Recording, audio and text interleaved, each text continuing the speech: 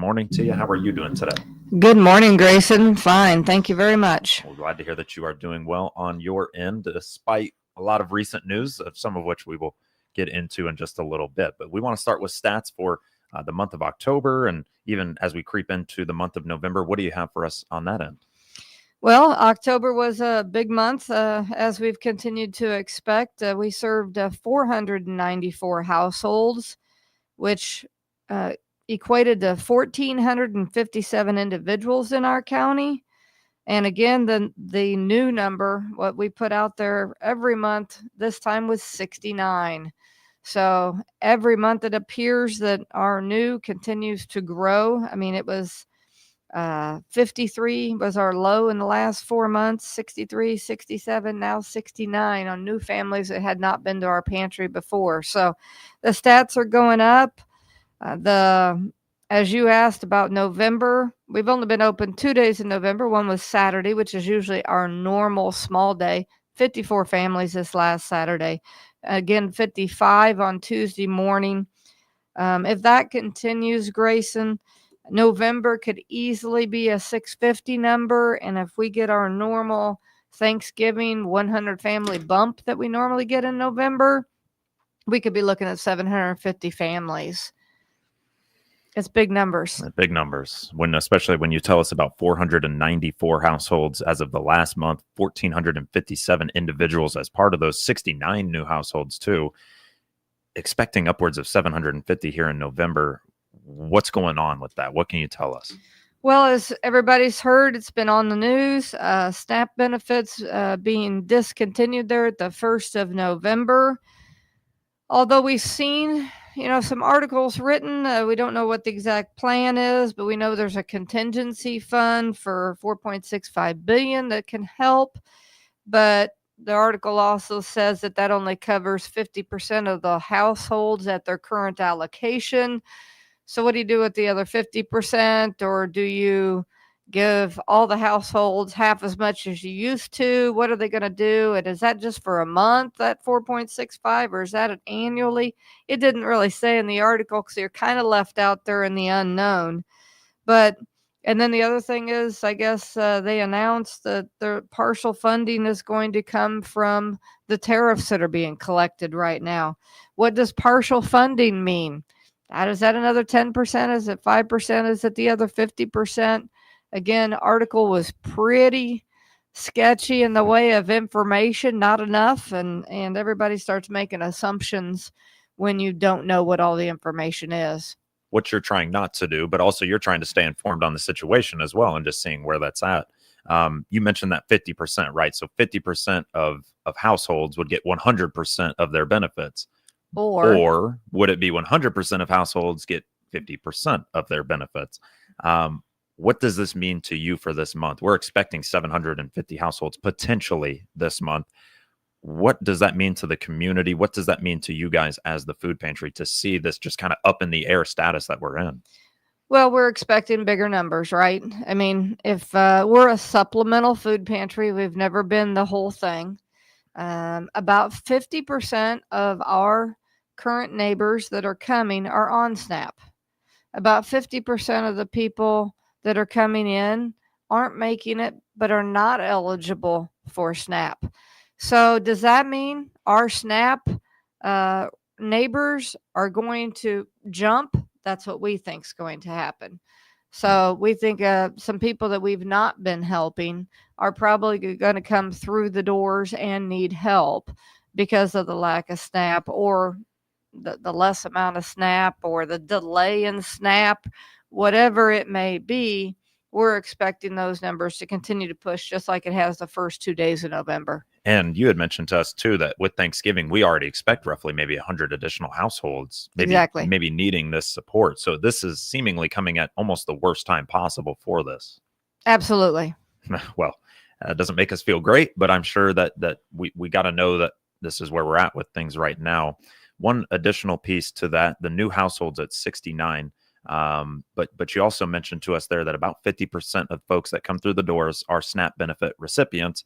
The other 50% might not be. How do we delegate this? Like, how do we make sure we have enough food on our shelves for a potential bump in that increase, and what are we needing maybe from the community to do so? Well, we put out a post just a few days ago that basically said help nourish local families. And it is a what do we need at the pantry post. There's a list on there of the most needed food items. There's a section on there of how to donate, whether it's food, whether it's funds, whether it's through check, cash, Venmo, whatever we might all have.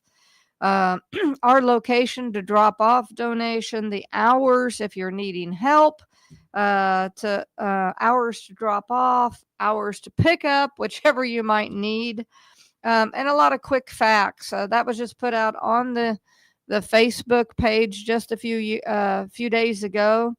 Additionally, that food item list is on our website. If you don't have Facebook, you can find that same list out there. And the other thing with an increase of neighbors coming through the door is we're probably going to need an increase of volunteers. We're already busy the way it is. I know Saturday morning we're usually open an hour as much as we had. We ran out of carts at one point, and we were still at it at 10:15 when we should have closed at 9:30. As long as people are in line, we're going to take care of them like we normally do. We do ask that people show up during the open hours. We will get you taken care of, even if it's a few minutes after. But we do ask that they don't show up after hours because we're already there for quite a few hours putting this out. But the volunteers needed, there's a list on there, what we do, what we need. If you're, introverted or extroverted, I mean, where do you want to be? Do you want to be around people, not around people? There's different things. Again, the hours for distribution are also listed on that post. Both these two pages are on there. There's a little bit of repetitive, but again, we're trying to get the word out of what we need. Because at the end of the day, it's going to be a stronger month in numbers, which means we need more to feed more, right? And for you guys, with that first social media post that you mentioned, letting us know kind of what foods are needed most, can you give us an idea of some of those foods that we are looking for most? I would assume things like probably canned meat and other things like that, but what are some of those specifics you might be able to share with us? Sure, absolutely. We give out canned fruit, canned vegetables, canned beans, soups, proteins, dinners. So, like your box dinners, your mixes, that type of thing. Macaroni and cheese, rice is always good, pasta, cereal, crackers, pasta sauce, peanut butter and jelly, baking supplies, you know, even snack items. But, and if anybody still has a little bit of a garden left, I know we got a quick frost, so there might not be anything, but we're still taking peppers and zucchini and tomatoes. I saw all that stuff come in again this week. So, and we'll even take fresh eggs, dairy products. If you've got a local, got some chickens in your backyard and you've got a few extra eggs, we'll even take those. Okay, so the list is not limited, really. No. We could use all the support we could get, and evidenced by the fact that we could have upwards of 750 households. The amount of individuals there, who knows, until that month does wrap up or this month does wrap up. But those most needed food items are again available at their Facebook page and on the website, as far Correct. as that had been mentioned to us. In terms of the volunteers, what positions might we be needing most? Or probably all, right? But all of them. but, We still are doing the food rescue okay. that's going around to all the local retailers, and we do that on Monday, Tuesday, Thursday, Friday, Saturday. So 5 days out of 7 a week, we're doing food rescue. You need a truck, or you have a truck, and you're looking just to help for a few hours a week, we've got the gig for you. So, but food rescue, is up. Since starting 10 years ago, we're at 949,673 pounds of food rescue from the local retailers here. So will we make a million by 2026? No, but last month was 10,000 pounds. Will we make it in 2026? Yes, we will. Which- So all those things, we need help with volunteers, but we need shoppers. We need people in the back room repacking, going through incoming produce that might have some blemishes that need to be removed. We need outdoor people, gathering carts and helping load cars. We need people to sort donations, restock shelves. As I mentioned, trucks for the food rescue. The list is unlimited there too, Grayson. There's a big list. Well, this is the time of the year already where, we kind of talked the summer months over the summer months with kids being out of school, but now you've got the holidays coming back around. So it's as if there was never really a lull for you guys. And we're kind of right back to it now. 949,600 some odd pounds through that food rescue program. I was really hoping to hear that number had hit 1 million by the end of 2025, but 2026, I'll still be around and we'll hear about it when that time comes up. Well, let's take ourselves a break. We're joined right now by Pam Moses, co-coordinator of the Taylorville Food Pantry here on WTIM and your morning show, brought to you by People's Bank and Trust, where they put people first, and Landmark of Taylorville. Your information station, WTIM.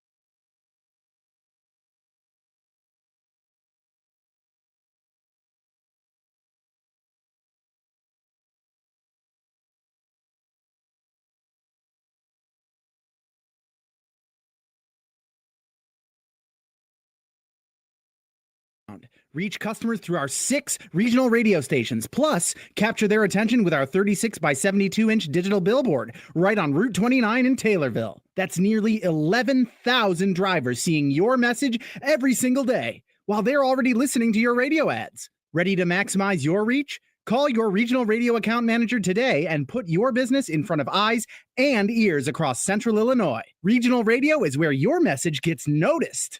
If you're 40 and over, you'll recognize these artists by their first names: Frank, Dean, Sammy, Andy, Nat, Diana, Michael. Well, here's the big news. You can now hear Central Illinois' largest music library with over 3,500 songs on air and online at 965thechill.com. Tune in on the FM dial in Christian County and on your computer or smartphone. Hear these great artists and many more 24 hours a day, 7 days a week on 965thechill.com. Take News Talk WTIM programming with you wherever you go, both live and archived. News Talk WTIM streams 24/7 simply by clicking the Listen Live icon at TaylorvilleDailyNews.com. And to hear archived WTIM programming like the morning or noon farm shows, expanded local newscast, morning show interviews, Swap Shop AM or PM, click the audio on demand icon in the upper left-hand corner. Whether it's your smartphone, tablet, or desktop, News Talk WTIM stream is with you wherever you go 24 hours a day at TaylorvilleDailyNews.com. Pana schools provide excellence in education and are rooted in the Pana community. Become a part of Panther Pride and find out the great things happening in Pana schools by clicking their icon at TaylorvilleDailyNews.com. Jansen's Heating and Air is the home of Dr. Comfort, focusing on customer care for heating and air conditioning across Central Illinois for some 35 years. Find out their services, specials, and coupons by clicking their icon on TaylorvilleDailyNews.com.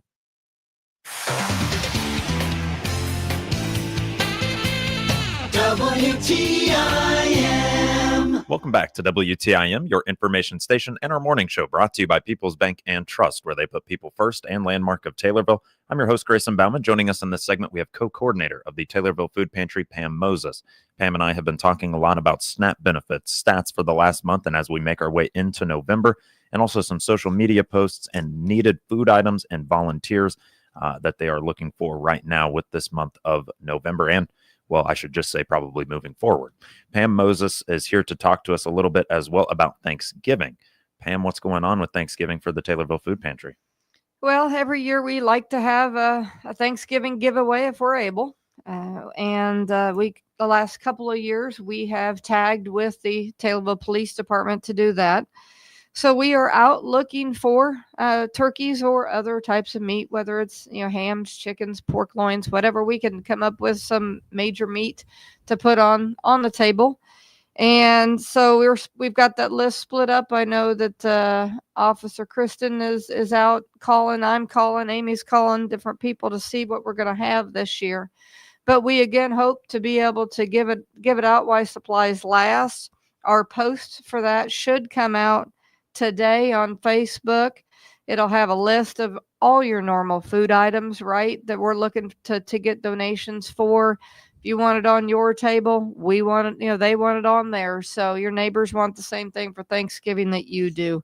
So that's going to include mashed potatoes, stuffing, turkey, rolls, corn, green bean casserole, you name it, all the normal stuff, sweet potatoes, little marshmallows on top, whatever, all of the goodies, of course.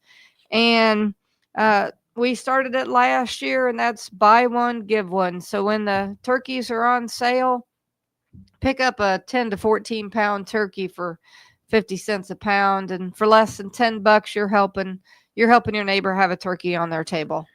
I love that you mentioned there, like if you want it, then they do too. And that being the case right now, we're looking for, with the help of the TPD, for somebody to kind of come in and help out, or multiple entities come in and help out with large cuts of meat. But we're not really, I mean, hey, a turkey is great, but we'll also take, as you mentioned, like a pork loin or whatever the case might be. If we can get meat of some substance on the plate, we're feeling pretty good about it. In years previous, though, you've gotten that support. This year, right now, you're still looking to garner it, or do you have some people on tap for that? We don't normally hear about those donations till about this time. Okay. So we haven't had anybody step forward with big numbers yet. I mean, certain years we've had people give 100, 150 turkeys. Sometimes it's 7 businesses giving 20 a piece. So again, we're looking for those donations now. And of course, individuals, we are starting to get some Venmo donations where people are just sending us some money and saying, go buy the turkeys. And we've picked up a few dollars on that over the weekend once we put this first post out. We plan to buy as many as we can. Sure. So that Thanksgiving giveaway, when is the planned date for that potentially, or is it just over the course of the month? It will start the Thursday before Thanksgiving. So one full week before, we'll start giving out. As I said, it will be on that post today. But that Thursday, which is usually probably our biggest giveaway night, the following Saturday and the following Tuesday, because we will be closed Thanksgiving Day. Okay, because, well, we want to enjoy our Thanksgiving, and that totally makes sense, but we want to make sure others get to do the same. So about a week before, we'll be really hammering home our Thanksgiving giveaway. But we need folks to help out with the turkeys, the pork loins, whatever the hams, whatever the case might be. So Pam, before we wrap up here today, can you give the folks just another brief bit of contact information and ways to support? Sure. We are at 1429 East Main Cross. There's a lockbox on the outside. You can give your donations there. If you're looking to be served, you'll be served there as well. We're open on Tuesday mornings from 8:30 to 10. We're open on Thursday evenings from 5:30 to 7 p.m. Saturday mornings from 8:30 to 9:30 a.m. And as I said, that list, if you're wanting to volunteer, there's extra hours outside of those. So any of those that you'd like to join us, we'd love to have you.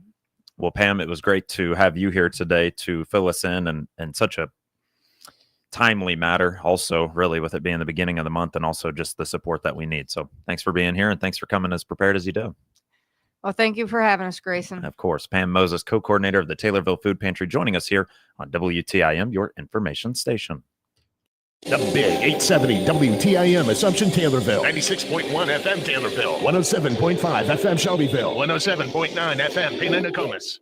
Trump is predicting dire consequences for the country if the